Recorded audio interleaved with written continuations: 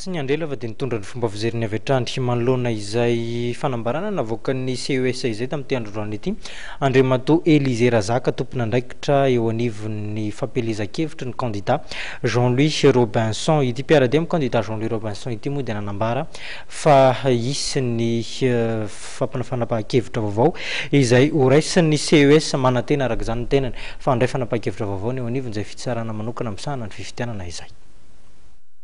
Manantena ny andraisana fanapakevitra hafa momba ny fangatana ny fanatsarana ny famoahana ny valim-pifidianana mba hanaraha-maso ireo vatom-pifidianana izay tsy niasa ary mifanasana indray ireo vatom-pifidianana izay nampiasaina tamin'ireny fifidianana tamin'ny 20 Desambra lasa teo ny mpiara-dia amin'ny candidat Jean-Louis Robinson raha ny fanazavana nentin'Andriamatoa Élisée Razaka.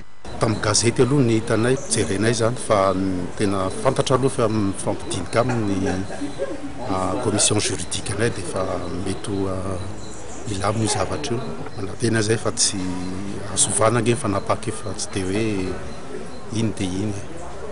Nosoritan'Andriamatoa Élisée Razaka tamin'ny fanambarana izay nataony androany fa mbola isy ny fitaraina napetraky ny mpiara-dia amin'ny Dr Jean-Louis Robinson eo anivon'ny CES ka fitondrana pirofo amin'ny fisina osoka sy alabato hita tamin'ny fifidianana izay nataony 20 Desambra teo no alefa mpiara-dia amin'ny Dr Jean-Louis Robinson eo anivon'ny CES. Noho ny zava-niseho tamin'ity fiodinana faharoa ny fifidianana filoham-pirenena sy solombavahoaka ity dia hitondra pirofo izahay momba ny fanodikodina ny safidim-bahoaka maro be izay nisy eraky ny Madagasikara.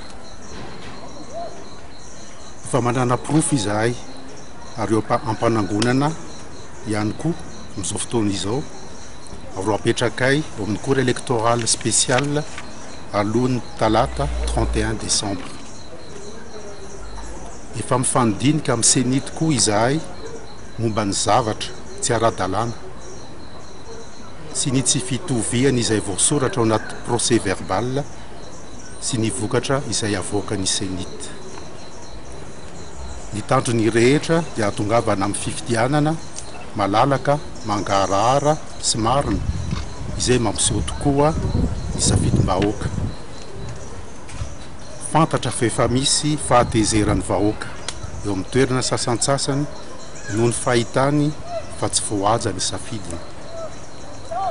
Manome toky izahay fa hanao izay rehetra eto am-pelantananay mba hijoroan'ny fahamarinana sy hipoiran'ny valim-pifidianana tena marina.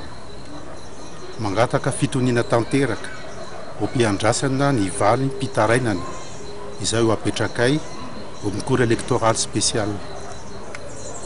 Marina fa ny valim-pifidianana izay avoakan'ny senita dia valim-pifidianana vonjimaika ihany. Ny voka-pifidianana izay avoakan'ny cour électorale spéciale no tena valiny ofisialy. Arak'izany dia melohan ndraiky amin'ny 30 Desambra no ametrahan'ny mpiara-dia amin'ny Dr Jean-Louis Robinson ny fitarainana momba ny osika sy alabato hita tamin'ny fifidianana filoham-pirenena fihojiana faharoa izay notanterahana ny 20 Desambra lasa teo.